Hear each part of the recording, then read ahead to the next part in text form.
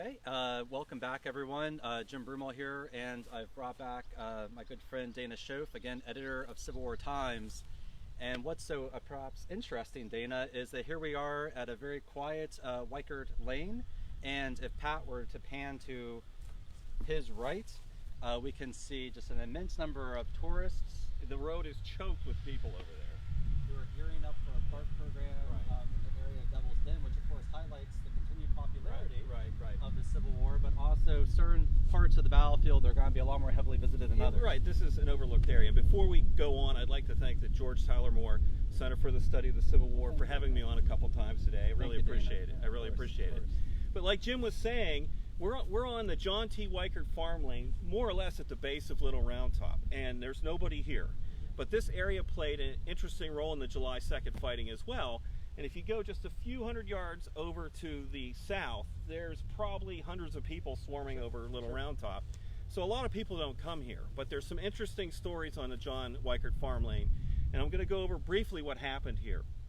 There's no federal infantry presence in this area on July 2nd until very late in the day, about 7 o'clock in the evening, when Brigadier General Frank Wheaton's 6th Corps Brigade takes position on Munchauer Hill. You can't see that behind us because of the trees. Some people just call it the northern extension of Little Round Top. That may 400 yards? 300 yards. Yeah, there's a nice ridge up there. And so about 7 o'clock or 7:30 in the evening, Wheaton's brigade, along with the Pennsylvania Reserves, charges down into this area. Now, of course, a jet's going to fly over. Let's let that clear out so, in case it's causing any noise pollution. I think we're okay now, right? Yeah. Okay, so about 7 o'clock, Pennsylvania Reserves that are more coming off Little Round Top proper and Wheaton's brigade behind me are going to charge through this area. They're going to drive back Brigadier General William Wofford's Georgia Brigade that had advanced from across the Emmitsburg Road down the Wheatfield Road, which is just to our south, into this area. And when they did, Wofford's men overran this battery to my left. Lieutenant Aaron Walcott's 3rd Massachusetts Battery. They had 6 guns here, about 116 men, managed to fire 1 round, and then they had to get out of here and spike their guns. They should have never been there. That's a 5th Corps battery that one of Daniel Sickles' staff officers from the 3rd Corps snagged and put in this bad location and made them very vulnerable to this attack. So this federal battery is overrun. Wofford's men are continuing up toward the slope when that counterattack occurs, and it's the last federal counterattack of July 2nd. So Wheaton's brigade and the Pennsylvania Reserves drive back Wofford's men and the remnants of Confederates coming out of the wheat field and secure this area for the Union Army very late in the day. So it's an important to remember. There's no infantry here. Even after the 20th Maine fighting has died down, it's still very vulnerable. There's some other interesting facets to this area as well. The farmhouse to my right was the location of the John T. Weikert farmhouse.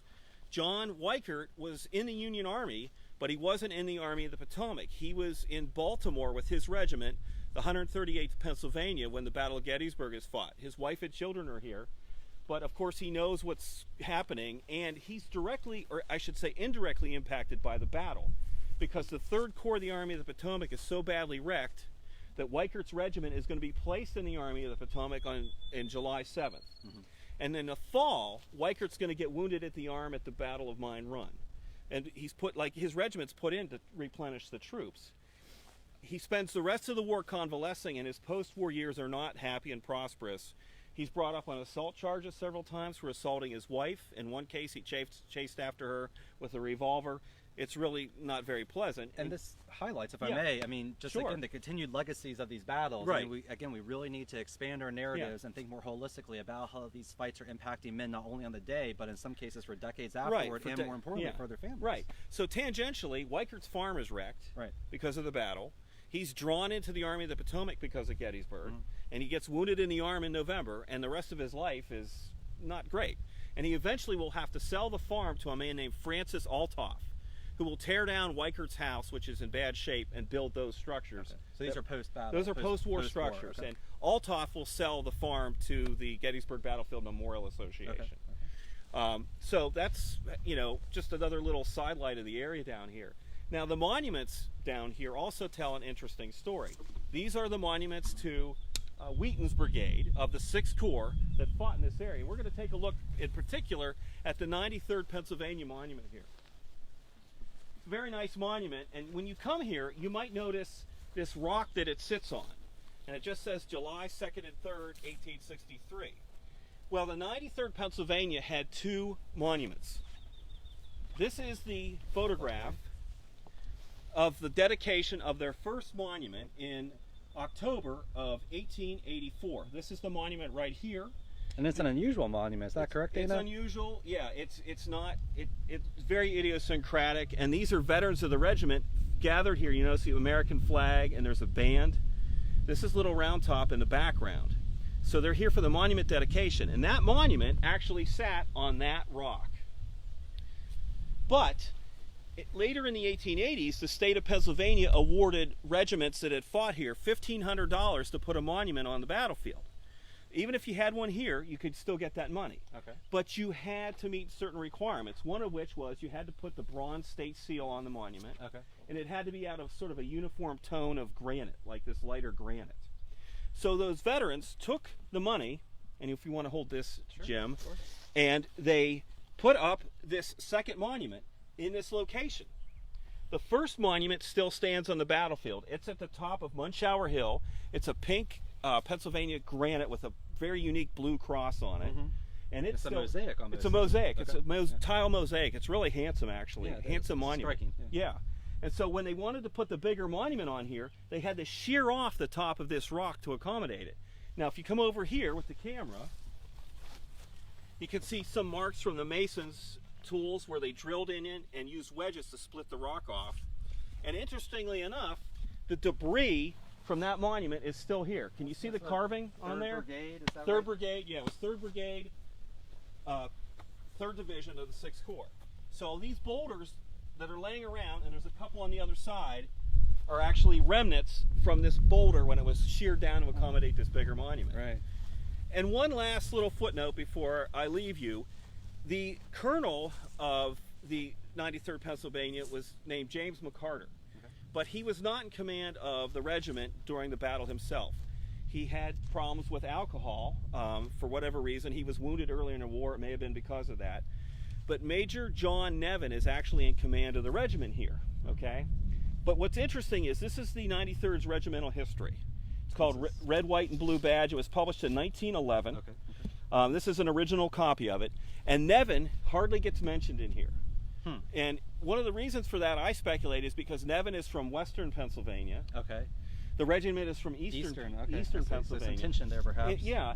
And so, you know, Nevin is sort of an outsider among these guys. And he's dead by the time this is written and this monument is put up. So he's almost written out of the history. He's kind of written out of the history. Okay. Right. They don't really mention him much. You know, he's sort of an afterthought, which is kind of a shame, because he'll lead the regiment even through the battles of the wilderness. But right. he's sort of, you know, not very prominent in his regimental. Now, if I can ask, how did you actually start to kind of unpack that story? Because it sounds like in the post-war memory, he's almost written out of the record, right. but yet you've kind of reclaimed or recovered his memory. Years and years ago, I was at the John Hines Regional History Center in Pittsburgh. Okay. And I was waiting for a friend to get off work, and I was just looking through their catalog and saw that they had a diary by John Nevin, and it contained Gettysburg content. Okay. So I got a look at the diary, and I later transcribed portions of it, and I've published it here and there in various publications. And he's leading the regiment. It's very clear. He keeps a very copious diary. He talks about the 6th Corps' sort of epic 30-mile march from Manchester on the evening of July 1st into July 2nd.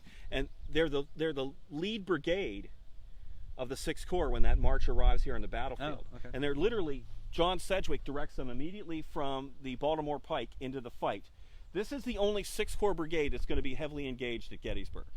Wheaton's brigade. Sure. Yeah. And that consisted of the 139th Pennsylvania, the 93rd Pennsylvania, the 62nd New York, and then you can't see the monument, but the 98th Pennsylvania is down around the corner. And the 102nd Pennsylvania, their monument is not in line with the others because they were actually guarding ammunition trains in Westminster. Okay. And so they arrived very late, but they wanted their monument here, so they set them ahead a little bit to indicate that they're not part of the, you know, the actual battle line here. Yeah. Okay. But that's generally, you know, just a small bit of the, you know, history you could find here on the John Weikert farm lane. So I guess there's a couple points here. You know how like a pebble drops in a puddle and right, ripples out. The battle keeps rippling out in memory. How these guys want their service remembered. What happens to John Weikert. And also, when you come to Gettysburg, sometimes, get off the beaten path a little bit. And, Little Round Top is obviously fascinating for many reasons. But if you start reading about it and come to places that are much more quiet, you'll find out there's still a lot of fascinating history here. Yeah, and we deeply appreciate that, Dana, and we deeply appreciate your participation today. So I appreciate you having me. Formally thank you. Yeah, thank you. So special absolutely. Thanks to Dana Shoaf and Civil War Times for being part of our program. We're going to be heading over to the Trossel farm in a couple minutes here at time.